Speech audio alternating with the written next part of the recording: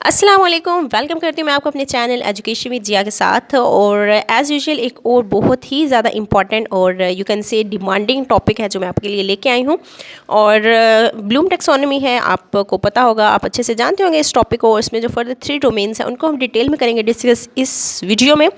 और ये वीडियो सुनने के बाद आप मुकम्मल तौर पर जो है इस वीडियो पे कमांड हासिल कर लेंगे। और ये टॉपिक जो है बिल्कुल भी स्किप करने वाला नहीं है, क्योंकि यहाँ से किसी भी टीचिंग एग्ज़ाम में क्वेश्चन जो है वो मस्ट आ जाता है। तो इन तीनों जो डोमेन्स हैं उनको मैं डिटेल में आपको विद एग्जांपल्स जो है वो सिखाऊंगी कि आपने कैसे जो भी है सारा कुछ करना है।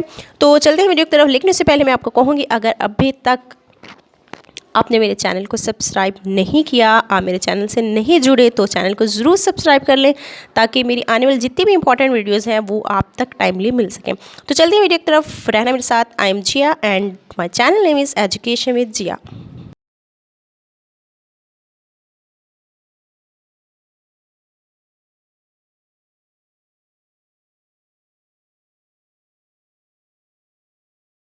जी, तो ब्लूम टेक्सोनोमी या फिर इसको हम डोमेन्स ऑफ लर्निंग भी कहते हैं। ब्लूम टेक्सोनोमी जो है, टेक्सोनोमी का सबसे पहले तो हमें पता होना चाहिए मतलब क्या है। टेक्सोनोमी एक्चुअली होता है क्लासिफिकेशन, ठीक है। क्लासिफिकेशन हम यहाँ पे करेंगे डोमेन्स की, और हर डोमेन में फर्दर सब डोमेन्स हैं। और तो पहले अगर हम यहाँ पे देखें तो कॉग्निटिव डोमेन है, उसके जो फाउंडर हैं बेंजामिन ब्लूम ने 1956 में जो है वो कॉग्निटिव डोमेन दी थी। और इसमें फर्दर सब डोमेन्स हैं 6, उनके लेवल्स को भी हम फर्दर जो है मैं आपको बताऊंगी। उसके बाद अफेक्टिव डोमेन है, अफेक्टिव डोमेन जो है वो डेविड क्राथवोल ने 1964 में दी थी। उसके बाद थर्ड नंबर पर जो है साइकोमोटर डोमेन, और ये सिम्पसन ने दी थी 1972। वेरी इंपॉर्टेंट ईयर जो आपने याद रखना है, ये ईयर तीनों ही आ जाते होते हैं। और इनको दिया किसने था? बेंजामिन ब्लूम, डेविड क्राथवोल और सिम्पसन। इससे भी क्वेश्चन जो इस दफ़ा आया हुआ था। तो आपने इनके नेम और विद जो ईयर है वो आपने लाजमी याद करना है। और इनको याद करने का तरीका मैंने आपको प्रीवियस वीडियो में जो बताया था, लेकिन आपको यहाँ फिर एक दफ़ा बता देती हूँ जो न्यू लोग हैं, कि इसको आपने कैप से याद रखना है, CAP कैप, कॉग्निटिव, अफेक्टिव और साइकोमोटर। और उनके जो ईयर है आपने कैसे याद रखने हैं, आपने 1956 को जस्ट याद रखना है, उसमें आपने 8 ऐड करते जाना है। 1956 में आपने 8 ऐड करने हैं तो 64 बन जाएगा, 64 में 8 ऐड करें तो 72 बन जाएगा। तो सिंपली आप इनके जो ईयर हैं वो याद रख सकेंगे। तो ये तो हो गए 3 डोमेन्स या domains of learning. I hope आपको इनके नेम और इनके ईयर जो है वो अच्छे से याद हो गए। अब हम नेक्स्ट चलते हैं, वन बाय वन इनको हम डिटेल में देखते हैं। कॉग्निटिव डोमेन है क्या और उसके स्टेप्स या सब डोमेन्स क्या हैं।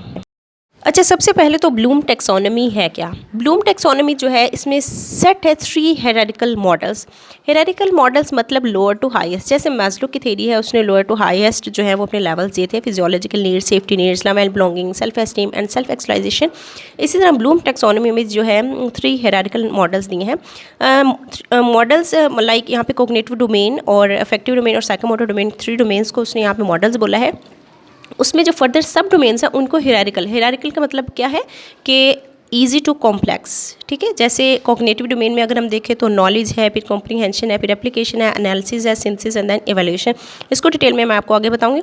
उसके बाद क्लासीफाई किया था उसने लर्निंग ऑब्जेक्टिव्स को। इसमें एक और क्वेश्चन आ जाता होता है कि ब्लूम टेक्सोनोमी किस चीज़ को लेके डिस्कशन करती है, लर्निंग ऑब्जेक्टिव्स को। ये भी क्वेश्चन आया हुआ था। उसके बाद explains the level of complexity. इसमें हर जो लेवल है, हर डोमेन में जो लेवल है उसमें उसको कॉम्प्लेक्सिटी को उसको लेवल बाय लेवल जो है वो एक्सप्लेन किया हुआ है, ठीक है। लाइक अगर कॉग्निटिव डोमेन की मैं दोबारा से एग्जांपल लूँ तो नॉलेज, कॉम्प्रीहेंशन और एप्लीकेशन, ये तीनों जो हैं वो लोअर डोमेन, लोअर कॉम्प्लेक्सिटी में आ जाएंगे, ठीक है। और जो फर्दर जो 3 है नेक्स्ट, एनालिसिस है, सिंथेसिस है और इवैल्यूएशन है, वो तीनों जो हैं वो हायर कॉम्प्लेक्सिटी में आ जाएंगे, ठीक है। तो ये इस तरह से जो है वो तमाम डोमेन में, तीनों डोमेन में जो हर लेवल्स हैं, जो सब डोमेन्स हैं, उनको कॉम्प्लेक्सिटी के हिसाब से एक्सप्लेन किया हुआ है। तो फर्दर मैं आपको बताती हूँ कि कॉग्निटिव डोमेन में सबसे पहले हम देखेंगे कि हर लेवल को जो है वो कैसे एक्सप्लेन किया गया है। लेकिन उससे पहले कॉग्निटिव डोमेन है कि उसकी डेफिनेशन हम देख लेते हैं। कॉग्निटिव डोमेन जो कि ब्लूम टेक्सोनोमी 1956 में दी थी, अगेन मैं आपको बता देती हूँ। कॉग्निटिव डोमेन में हम क्या होता है, हमारी मेंटल स्किल्स जो होती हैं वो डेवलप होती हैं, और इसमें हमें नॉलेज जो होता है वो गेन होता है। यानी कि इसमें माइंड से रिलेटेड जो चीज़ है वो ही सारा कुछ है। यानी कि मेंटल से रिलेटेड, माइंड से रिलेटेड, इंटेलेक्चुअल स्किल्स जितनी है वो सारी कॉग्निटिव डोमेन में आएंगी, ठीक है। अच्छा, एक और चीज़ जो आपने याद रखनी है कि जैसे मारिया मोंटेस्क्यू ने 3H की बात की थी। 3H का मतलब वहाँ पे क्या है, 3H, पहला H क्या है, हमारा आ जाएगा हेड, ठीक है, इनके माइंड। दूसरा एच है हार्ट जो कि हमारा अफेक्टिव डोमेन से है। तीसरा एच आ जाएगा हमारा हैंड जो कि साइकोमोटर डोमेन से है। तो वही बात हम यहाँ पे ब्लूम टैक्सोनॉमी करेंगे। कॉग्निटिव को हम हेड से रिलेट करेंगे, इनके माइंड से रिलेट करेंगे, ठीक है। तो 3H को भी हम यहाँ पे अप्लाई करके इसको अच्छे से याद रख सकते हैं। तो देखते हैं इसके लेवल्स क्या हैं कॉग्निटिव डोमेन के। जी, कॉग्निटिव डोमेन, अच्छा सबसे पहले जो प्रेजेंट की गई थी 1956 में थी ये कॉग्निटिव डोमेन के। आप लेवल देख सकते हैं, नॉलेज से स्टार्ट है, knowledge, comprehension, application, analysis, synthesis and evaluation. उसके बाद इसको रिवाइज किया गया था 2001 में। उसके बाद इसके कह सकते हैं स्टेजेस हैं, ये सब डोमेन्स हैं, उनके आप नेम देख सकते हैं, डिफरेंट है लेकिन अंदर जो चीज़ है वो सारी सेम है। लेकिन मैं आपको बताऊँगी इसमें माइनर जो डिफरेंस है वो क्या है। तो 1956 में जो दिया गया था, नॉलेज था पहला, कॉम्प्रिहेंशन और एप्लीकेशन, ये तीनों जो है वो लोअर लेवल में आएंगे, और एनालिसिस, एवैल्यूएशन जो फर्दर ऊपर वाले जो तीन है वो हायर लेवल पे आएंगे, ठीक है। नॉलेज में अब क्या चीज़ है, इसमें अगर हम थोड़ा सा डिटेल में देखें तो कोई भी चीज़ जब हमें बताई जाती है, फॉर एग्जांपल 2 × 2 4 होता है, ठीक है, 2 बार 4 होता है, लेकिन मसला मैंने पढ़ा, याद कर लिया, रट लिया, लेकिन हमें नहीं पता कि ये 4 आया कैसे है। कॉम्प्रिहेंशन में अगर हम देखें तो हमें पता चल जाएगा कि हाँ जी 2 को ज़रब किया है 2 से तो 4 आया है, ठीक है। तो ये हमने अंडरस्टैंडिंग आ गई है। नॉलेज में जस्ट आप कह सकते हैं रोट लर्निंग हुई है, कोई भी चीज़ हमें बस पता चल गई, लेकिन ये नहीं पता कैसे आई है। तो कैसे आई है वो समझना जो वो कॉम्प्रिहेंशन में होगा। उसके बाद एप्लीकेशन है। एप्लीकेशन को भी हम अगर देख लें, एग्जाम्पल फॉर एग्जाम्पल हमने कोई भी जमा का सवाल सीखा है, एडिशन या सब्ट्रैक्शन ने सीखी है, लेकिन जब हम उसको अप्लाई करेंगे किसी भी टेस्ट में या क्लासरूम में कोई भी क्वेश्चन करते वक्त, तो वो अप्लाई एप्लीकेशन हो जाएगा, ठीक है। एनालिसिस की अगर हम बात करें, एनालिसिस का मतलब होता है ब्रेक डाउन करना, एनालिसिस करना, एनालाइज करना। तो यहाँ पे अगर फॉर एग्जांपल हम टेस्ट की ही बात कर लें, टेस्ट में अगर हम कोई क्वेश्चन गलत कर लेते हैं और हम फेल हो जाते हैं, तो हम फर्दर जब घर आते हैं तो हम कहते हैं ओहो हमारा तो ये जो चीज़ थी यहाँ पे ये चीज़ मिस्टेक कर दी, हमें नहीं करनी चाहिए थी, या टाइम कम था, या ये इस क्वेश्चन पे टाइम इतना देना चाहिए था, इस क्वेश्चन को टाइम इतना देना चाहिए। तो ये जो एनालिसिस करते हैं हम चीज़ों को ब्रेक डाउन करके, ये इस लेवल पे आ जाएगा। उसके बाद सिंथेसिस क्या है, सिंथेसिस हम चीज़ को ऑर्गेनाइज करते हैं। इससे जो एक क्वेश्चन है वो आया हुआ था सिंथेसिस का, इनके लेबॉर्ट्री में जो चीज़ को ऑर्गेनाइज करना, तो वो सिंथेसिस में आ जाएगा, चीज़ों को ऑर्गेनाइज करना, ठीक है। उसके बाद इवैल्यूएशन जो है वो हाईएस्ट आप कह सकते हैं स्टेज है। इसमें हम चीज़ों को जज करते हैं, अपने काम को हम वर्थ देते हैं, जज करते हैं, तो जजमेंट जो है इवैल्यूएशन में आएगी। उसके बाद 2002 में एक में जो है रिवीजन हुई थी इसकी। इसमें क्या था, पहला जो 1956 में ये सारे नाउन हैं, उसके बाद इसको वर्ब में जो चेंज कर दिया गया था वो 2001 में आप देख सकते हैं, रिमेंबर, अंडरस्टैंड। नॉलेज को रिमेंबर से, कॉम्प्रिहेंशन को अंडरस्टैंड से, बाकी अप्लाई है, एनालाइज है। लेकिन यहाँ भी जो चेंजिंग आई है, इवैल्यूएशन 1956 में सबसे हाईएस्ट पे है, लेकिन इसमें जो है वो 5th नंबर पे है। सिंथेसिस को क्रिएट के नाम से हाईएस्ट लेवल में ले जाया गया है 2001 में। तो यानी कि जब आप इवैल्यूएट कर लेंगे किसी भी चीज़ को, अच्छे से आपकी इवैल्यूएशन हो जाएगी, क्या चीज़ गलत थी, क्या चीज़ ठीक, तो एंड पे जो आप नई चीज़ बनाएंगे वो क्रिएशन में आ जाएगी, क्रिएट आ जाएगी। तो 2001 में जो हाईएस्ट लेवल है क्रिएट है।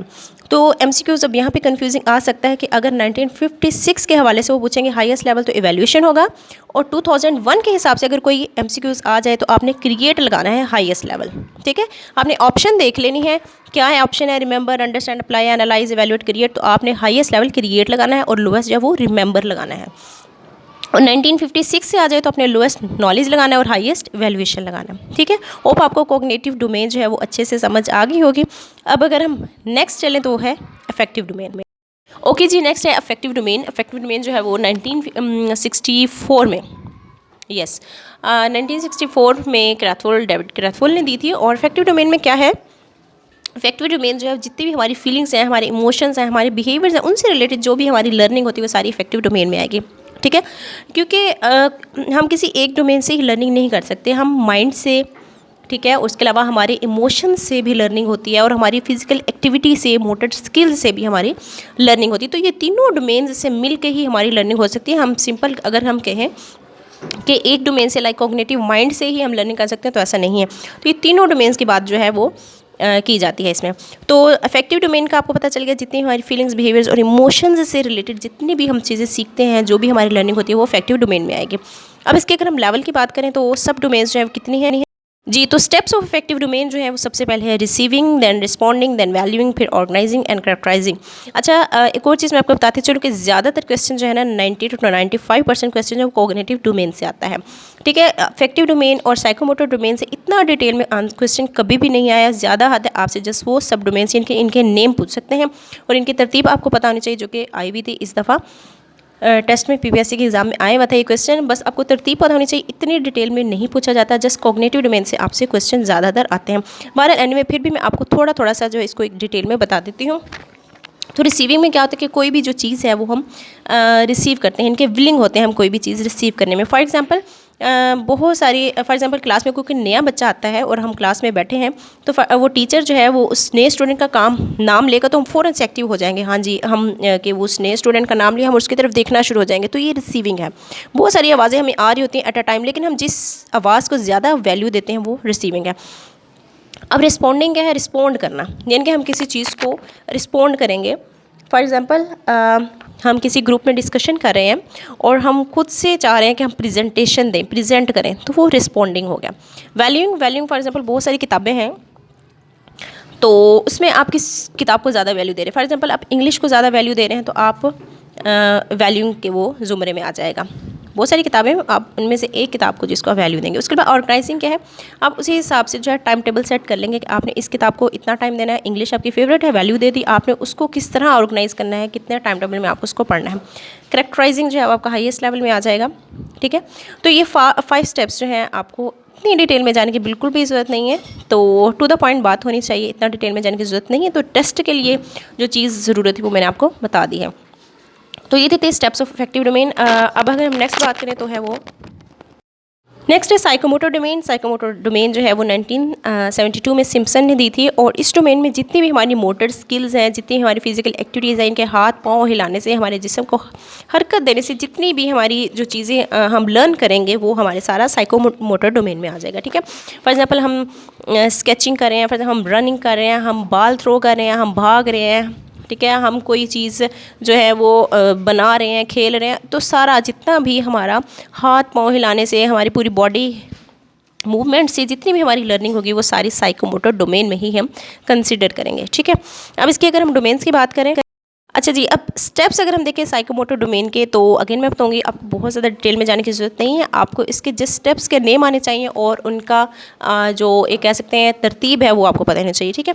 लेकिन फिर भी थोड़ा थोड़ा मैं आपको बता देती हूँ। परसेप्शन में क्या है कि आप मेंटली जो है विलिंग है किसी भी काम को करने के लिए, वो आपका परसेप्शन में आ जाएगा, ठीक है। आपके सेंसेस जो हैं वो आपको इस चीज़ के लिए कह रही हैं कि हाँ जी, अब अपने सेंसेस के ज़रिए से जो है, जैसे सेंसरी मोटर स्टेज पियाजे की थ्योरी में था कि बच्चा जो है वो सेंसेस के ज़रिए से हर काम कर रहा होता है। तो परसेप्शन आप सेंसेस के ज़रिए से आप कह सकते हैं विलिंग है किसी काम को करने के लिए। उसके बाद सेट क्या है कि किसी चीज़ को आप फिज़िकली करने के लिए तैयार हैं कि नहीं, ठीक है। सेट में ये आएगा। गाइडेड रिस्पॉन्स क्या है कि आप वो काम जो है आप करना जो चाहते हैं, लेकिन आपको प्रॉपर गाइडेंस की ज़रूरत है उस काम को करने के लिए, ठीक है। जो जिसके पास ज़्यादा नॉलेज हो, जो स्किलफुल हो उस काम में, तो आप उसकी आपको हेल्प की ज़रूरत है, गाइडेंस की ज़रूरत है।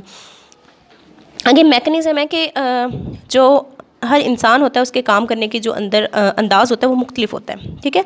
तो हर बंदे के जो दिमाग है उसके माइंड पैटर्न भी जो मुख्तलिफ होते हैं, ठीक है। तो ये जो माइंड पैटर्न होता है हर इंसान को, उसको हम मैकेनिज़्म कहेंगे। उसके बाद अगर हम कॉम्प्लेक्स ओवर्ट रिस्पॉन्स की बात करें तो उसमें यह है कि किसी एक काम को करने का हर बंदे का जो होता है ना वो अपना अपना तरीका होता है, ठीक है। तो ज़रूरी नहीं कि जिस तरीके से उसे सिखाया गया वो उसी तरह से ही प्रेजेंट करे, वो अपने तरीके से भी प्रेजेंट कर सकता है। उसके बाद अडेप्टेशन क्या है? अडेप्टेशन क्या है कि आप सिचुएशन के मुताबिक खुद को कैसे एडजस्ट करते हैं, ठीक है। तो ये हमने वैसे पियाजे थ्योरी में भी अडेप्टेशन पढ़ा था, यानी कि कोई सिचुएशन कैसी आ जाती है, हमने खुद को उस सिचुएशन के मुताबिक एडजस्ट कर लेना है। एडजस्ट का मतलब ही अडेप्टेशन से है, आप समझ लें। तो खुद को एडजस्ट करना जो है वो क्या आएगा? अडेप्टेशन में आ जाएगा। मतलब जितनी भी वेरिएशंस जो आएंगी उन वेरिएशंस को देखते हुए, उस सिचुएशन को देखते हुए आपने किस तरह से खुद को एडजस्ट करना है, तो इट विल बी अडेप्टेशन। अब नेक्स्ट जो है वो ओरिजिनेशन है, ठीक है। ओरिजिनेशन में क्या है कि कुछ लोग जो अपने प्रोफेशन में बहुत ज़्यादा स्किलफुल माने जाते हैं और फिर उनको जब फॉलो किया जाता है उन स्किलफुल इंसान को, तो वो हम कहते हैं कि ओरिजिनेशन स्टेज पर पहुंच गए हैं, ठीक है। तो ये हाईएस्ट स्टेज है साइकोमोटर डोमेन की, ओरिजिनेशन, और लोएस्ट जो है वो परसेप्शन है। तो ओरिजिनेशन में यही है कि आप बहुत ज़्यादा स्किलफुल मैन को जो है वो फॉलो करते हैं, और वो जो इंसान होता है वो हम कहेंगे ओरिजिनेशन स्टेज पे है। तो ये थे साइकोमोटर डोमेन के स्टेप्स। होप आपको ये तीनों डोमेन्स जो है वो क्लियर हो गई होंगी। आपका इनसे रिलेटेड कोई भी क्वेश्चन है आपको कहीं पे भी कन्फ्यूजन है तो आप कमेंट सेक्शन में क्वेश्चन कर सकते हैं, आई विल आंसर यू। और अगर आपको कोई भी जो चीज़ आपको लग रहा है कि इसमें ऐड होनी चाहिए, आप वो भी मुझे सजेस्ट कर सकते हैं। तो वीडियो पसंद अगर आई है तो आप लाइक ज़रूर कीजिएगा, और चैनल सब्सक्राइब नहीं किया तो again I will say subscribe कर दें, और कमेंट सेक्शन में ज़रूर बताएं